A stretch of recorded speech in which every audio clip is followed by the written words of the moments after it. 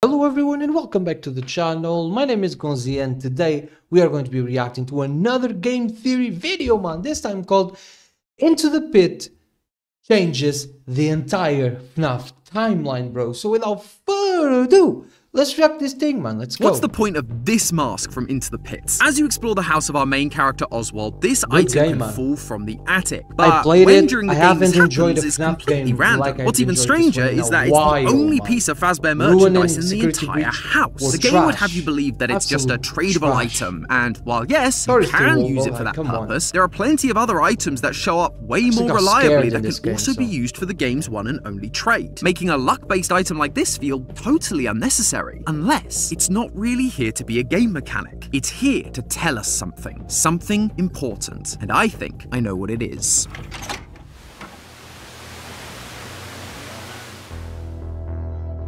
Hello Game Internet! Theory. Welcome to Game Theory, the show that, yes, is finally talking about the biggest and only FNAF game of 2024, Into the Pit. A game based on the first Fazbear Fright story released as part of the big finale of FNAF's 10th anniversary. Or at least it was supposed to be. It ended up coming out a day early, and so instead, we got FNAF movie script pages on the final day. We should probably look into that. Regardless, it came out and people loved this thing. Like the original story, we follow a 10-year-old boy called Oswald who finds a time-traveling ball pit inside his local pizzeria, Jeff's Pizza. The ball pit takes him back to 1985 where he finds out that Jeff's used to be a Freddy Fazbear's. This thing's got all the stuff you'd expect. Arcade machines, pizza, and a bunch of dead kids along with the yellow rabbit mascot that's responsible. Yeah, this place is the real deal. The yellow rabbit tries to catch Oswald, but he escapes, only for the yellow creature to jump out and drag his dad back into the pit instead. The rabbit then re-emerges from the pit, only now he's posing as Oswald's father. And I don't just mean he's acting like his dad. I mean he physically takes on his appearance, at least to everyone else. Nobody seems to be able to see the yellow rabbit except for Oswald. And so it's up to him to find a way to sneak past the rabbit, get out of the house, and back to Jeff's to find his dad. Eventually, Oswald does find him, frees him, and kills the yellow rabbit in the process. There are some changes here and there to make sure that it works as a game rather than a 40-page story, but overall, it's a really good experience. The time travel mechanics work great for in-game puzzles, and the pixel art style is gorgeous. However, like any FNAF game, we all know why we're really here. The lore. And that's where things get a little bit messy. This game is full of references from all across the FNAF universe. Fazbear Fright stories, the games, the graphic novels, the FNAF movie. Oh, and then there's this. Wow, whoever GGY is has the top score on every game. I mean, technically, if Gregory were a robot, he would live this entire time. What trolls you are. So, yeah, as you can see, the lore of this game is a bit all over the place. It's hard to know if these are meant to be just Easter eggs or whether they're legitimate lore. And I'm sure we could all argue about this till the animatronic cows come home. But instead, I figured we'd do something a little different. Rather than focusing on solving the lore of this game specifically, I wanted to try zooming out a little. Matt mentioned in a previous theory that the original 6 games are about the Afton family, their lives, their mistakes, their deaths, their resurrections, all of that stuff. But since then, we've begun being introduced to characters who, at some point or another, were impacted by the Afton family and their actions. Cassie in Ruin, her father in Help Wanted 2. This new era of FNAF is about the ripple effects caused by the Afton family, and I believe we're being shown exactly that the Aftons did. That's true. And it all comes down to a single collectible, the Freddy mask. Yep, this one item is going to help us not only understand the themes Scott is presenting with modern FNAF, but also show us where it might be going in the future. How? Well, let's just pop in the second tape to find out.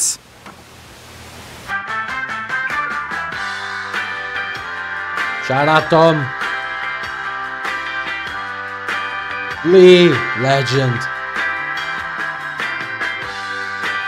Amy, shout out. Santi, shout out.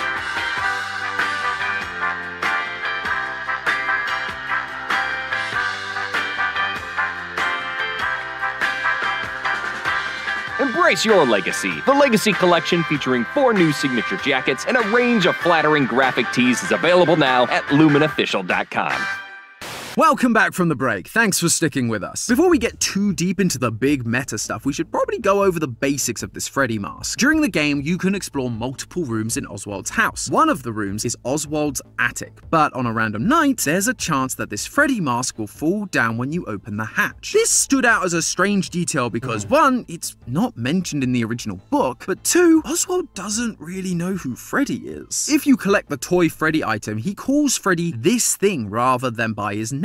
And then if you collect this mask specifically, he asks, why would anyone want to look like this thing? Not only does he not know who Freddy is, but he has no idea why anyone would want to look like him. This cannot be his mask, meaning it would have to belong to someone else in the house. Given their prominence in the game, my first thought was that it must belong to his dad, but when I realized that, there was just one thought running through my head. Is Oswald's dad Freddy Bro, the bully wearing the Freddy mask during the bite of 83? I definitely wasn't the only person thinking this either. Plenty of others online were quick to make this connection, but why? Why would the immediate assumption be that if Oswald's dad has a Freddy mask, then he must be this random character from FNAF 4? Well, because this isn't the first time this has happened. In Ruin, Cassie was able to collect a Bonnie mask, and combining that with other details she gave us about her dad, like the fact his favorite character was Bonnie, and that he collected Fazbear memorabilia from the 80s, it led us to believe that Cassie's dad was another one of these bullies, Bonnie Bro. However, a mask alone does not a Freddy Bro make. There would obviously need to be other connections, and so the first question I asked myself was, does the timeline match up? It sounds simple enough, but we're actually missing a number of crucial details. The game doesn't tell us how old Oswald's dad is. All we know is that he's old enough to have a 10-year-old son. On the other side of things, while we don't have the exact ages, it seems pretty widely accepted that Michael and his bully friends are at least tweens when we see them in 1983. So, for Freddy Bro and Oswald's dad to be the same person, Into the Pit would need to take place far enough in the future from 1983 where he could grow up, have a kid, and have the kid turn 10 years old, while also not being so far into the future that he becomes too unreasonably old to look the way he does. Which leads me to my second problem. The game is very explicit that Oswald is traveling back to 1985, but it's never stated what year he starts in. In fact, Megacat Studios has been so careful not to reveal the date that despite the calendar in the past giving us the month and year, the one in Oswald's house during the present only shows the month. But there are a few details that slipped through the cracks, and I believe that they can help us figure out at least a rough range of dates for when this story takes place. During the second day, you have the opportunity to look around Oswald's school, and in the second classroom you can find several things hanging on the wall, like numbers, a sun clock, and a world map that seems a little broken? Maybe that's why there's no bears in Security Breach. Before their extinction, bears were known to attack pizza delivery trucks. Probably a theory for another day, but just below that very confusing map is the actually important detail, another calendar. Just like the one in our house, it tells us the month with no year, but there's one crucial difference. It has the days crossed out, with the final marked date on the calendar being August 16th. Now, as a Brit, I typically read my calendars as the first day being a Monday and the last day being a Sunday. That would make August 16th a Friday in this game. However, FNAF takes place in the US, and you guys use some weird calendars that start on a Sunday and end on a Saturday. I have no idea how this makes sense to you. It's called the week end for a reason. Anyway, using this calendar system means that August 16th is a Thursday during the year the game takes place. There's only a few years after 1985 where August 16th has been on a Thursday: 1990, 2001, 2007, 2012, and 2018. This immediately narrows down our search, but the range of dates still feels a little too large. We're currently spanning 3 whole decades, plus if the game took place sometime during those early dates like 1990, it would be nearly impossible for Oswald's dad to have a 10-year-old son and be a teenage Freddy Bro in 1983. So the search continues. My gut instinct was to look more closely at the technology being used. Tech's come a long way in the last 30 years, so it should be pretty easy to date. The piece of tech we have the most hands-on time with in this game is Oswald's dad's cell phone. Taking a look at it in your inventory, there's a comment from Oswald about how it's, quote, the saddest, most out-of-date model imaginable. And by today's standards, Yeah, I definitely agree. True. So I did some research into older mobile phones, and after looking through multiple sites with every make and model of phone since the 1980s, I found this, the Nokia 6600, which is almost identical to the phone Oswald uses throughout the game. This phone was released in 2003, which means our most problematic timeline years of 1990 and 2001 are off the board. As for the other dates,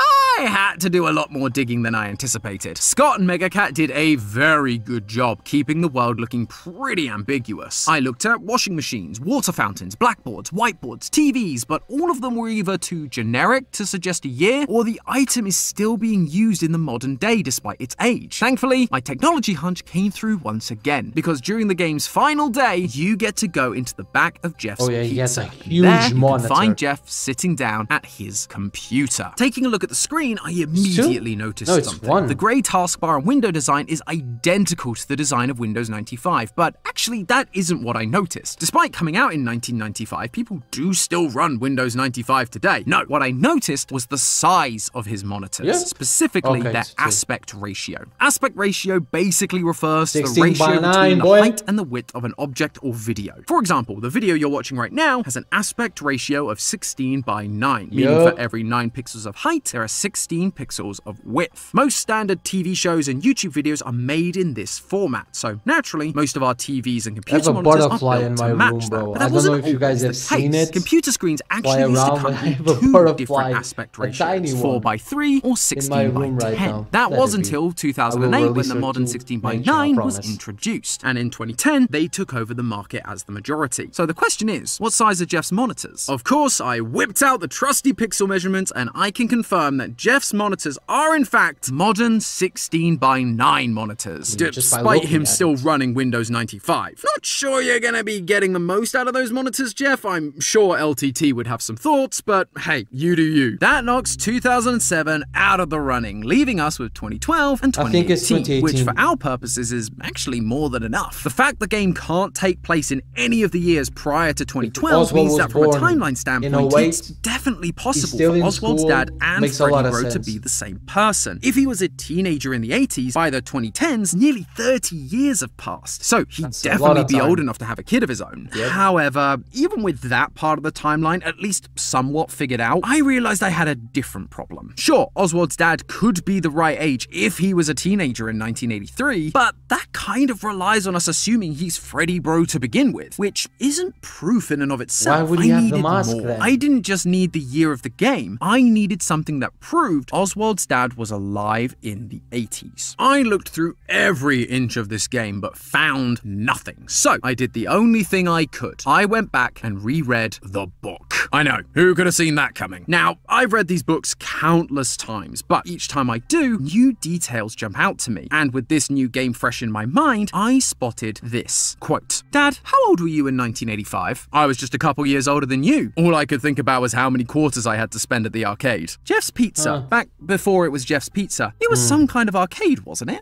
Yeah, it was, but it closed. At this point, we know that Jeff's Pizza was originally a Freddy Fazbear's Pizza back in 1985. So for Scott to remind us of that, as well as tell us that Oswald's dad spent all of his time in arcades like it during 1985, it's not a massive leap to assume that the two are connected. So not only was Oswald's dad alive during 1985, but he spent a lot of time at Freddy's as well. But it gets better, because even though Oswald's dad was playing coy about his age, a couple of years is definitely something we can work with. Fun fact, there have actually been studies on what people mean when they say a couple of years. Traditionally, the word couple just meant 2, but now it can basically mean anything from 2 to 8, although it tends to average out at around 3 to 4 years. If that's the case, then with Oswald being 10 during the story, Oswald's dad would have been roughly 13 to 14 during 1985, making him at least 40 for the earliest date we found, 2012. That is more than reasonable considering he has a 10-year-old son. But does that line up with the FNAF 4 bullies? Well, if Oswald's dad was 13 or 14 in 1985, that would mean that in 1983, 2 years earlier, he would have been 11 or 12. Now, we don't know the ages of Michael and his friends here, but we can make a pretty good educated guess. The average height of an 11 to 12-year-old boy is between 56 and 59 inches, and during the scene, we see them walk past a handful of dining tables, which usually bully measure in at around 30 inches tall. If you take a look, you'll see that the bullies are just shy of double the table's height, putting their height smack dab in the middle of the 56 to 59 average. Did we just find the ages of the FNAF 4 bullies? Huh, that was not the intention of this episode. And, you know, it's FNAF, so I'm not going to hold on to it too tightly, but it's definitely interesting to think about. It's something, and for our purposes today, it does mean that Oswald's dad would have been the perfect age in 1983. Combining that with his frequenting of Freddy's locations and owning the same mask, he's looking like a pretty good candidate for the identity of the Freddy. Take it to the bank, man. It's more than just the timeline stuff too. A detail I always thought was odd was Oswald's affinity for drawing, quote, mechanical animals. He does this at the start of both the game and the book, and as we get more details, it turns out he's drawing characters like Freddy, Bonnie, and Chica. But this is before he's even gone to Freddy's, and as I've already mentioned, at that point, Oswald doesn't know who these characters are. What's even weirder is these drawings don't play any part in the story whatsoever. So why are we being shown this? Because the start of a story is where you establish who your character is, their likes, dislikes, hopes, dreams,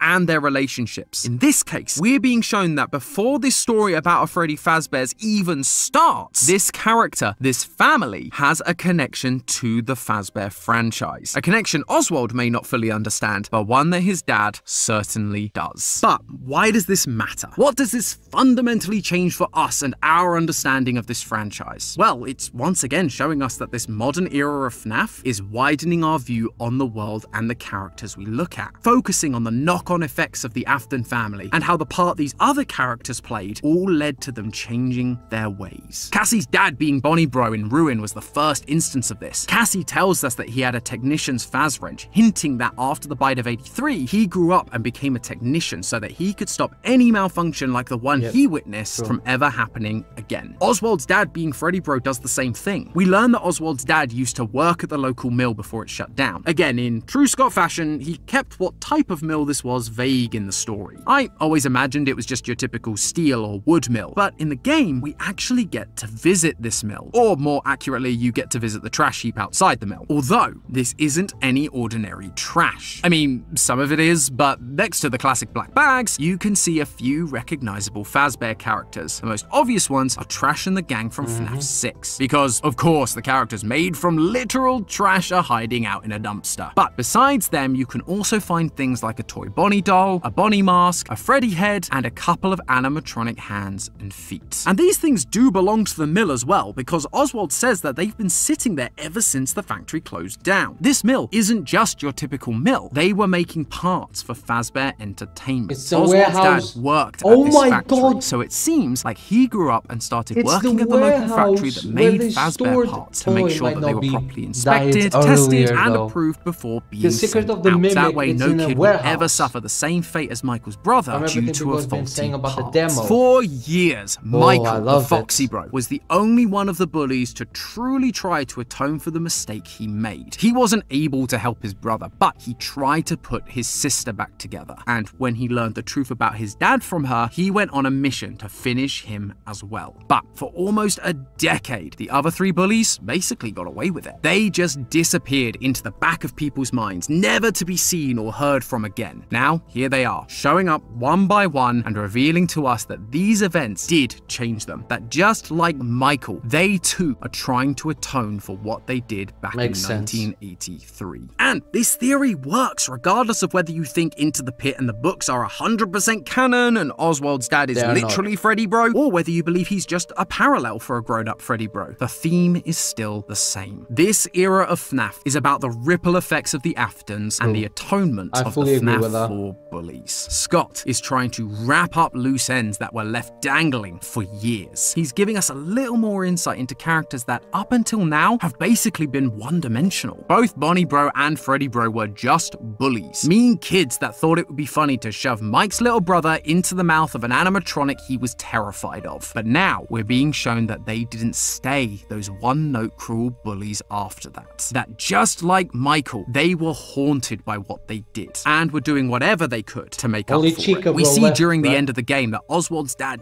deeply cares about his son. He's no longer the awful bully. He's kind and loving, just wanting to provide for his family. And before the factory shut down, he was trying to stop the same horrifying incident happening again, just like Bonnie Bro did as a technician, and just like Foxy Bro did when he put an end to dear old dad. So theorists, when the next FNAF game does come out, one that isn't a prequel anyway, make sure you keep an eye out for a Chica mask. I have a feeling whoever it belongs to might have an important story to tell. Yeah, there you have it, man. A lot of information coming out of the recent FNAF lore.